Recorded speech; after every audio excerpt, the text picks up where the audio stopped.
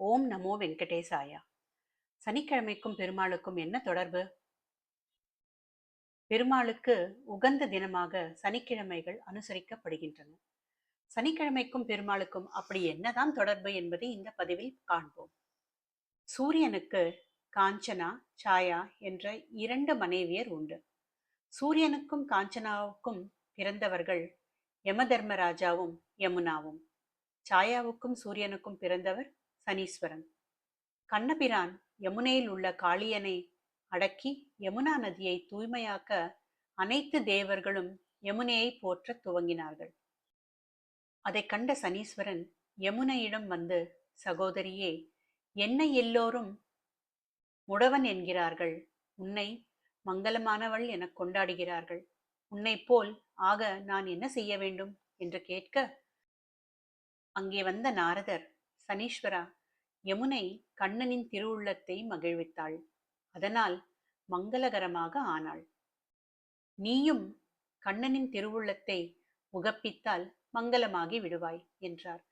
அதற்கு நான் என்ன செய்ய வேண்டும் என சனீஸ்வரன் கேட்க, நாரதர், ஹோலிகா என்று இரண்யனுக்கு சகோதரி ஒருத்தி உண்டு. அவளுக்கு தீ சுடாது என்ற விசேஷ தன்மை உண்டு. பிரகலாதனை பலவிதமாக தண்டித்தும் பலனில்லாமல் போக அவனை ஹோலிகாவிடம் ஹிரண்யன் ஒப்படைத்தான்.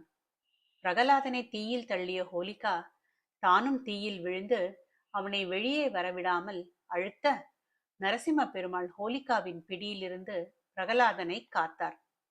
ஹோலிகாவிடமிருந்து நரசிம்மர் பிரகலாதனை காத்த நாள்தான் ஹோலியாக கொண்டாடப்படுகிறது. பெண் என்பதால் நரசிம்மர் அவளை கொல்லவில்லை. ஆனால் திருமாலை பழிவாங்க துடிக்கிறாள் ஹோலிகா. கண்ணனாக அவர் அவதரித்த போது கோகுலம் வந்தாள் ஹோலிகா. கண்ணனையும் அவன் தோழர்களையும் பழிவாங்க திட்டம் தீட்டுகிறாள். அதனால் நீ ஹோலிகாவை எரித்து சாம்பலாக்கி விட்டால் நீயும் மங்களகரமாக ஆகிவிடுவாய் என்றார் நாரதர். ஹோலி பண்டிகையன்று கண்ணனும் அவன் தோழர்களும் பெரிய கொள்ளிக்கட்டைகளை ஒன்றன் மேல் ஒன்றாக அடுக்கி நரசிம்மர் மற்றும் பிரகலாதனின் நாமங்களை பாடி ஹோலிகாவின் கொடும்பாவியை எரித்து கொண்டாடினர். அதற்குள் ஹோலிகா ஒளிந்திருந்தாள். தீ மூட்டியதும் கண்ணனையும் அவனது தோழர்களையும் உள்ளே இழுக்க திட்டமிட்டாள். ஹோலிகா மீது சனீஸ்வரன் தனது பார்வையை செலுத்தினான். ஹோலிகா சக்தி அனைத்தும் இழந்து மூட்டிய தீயில் எரிந்து சாம்பலானாள்.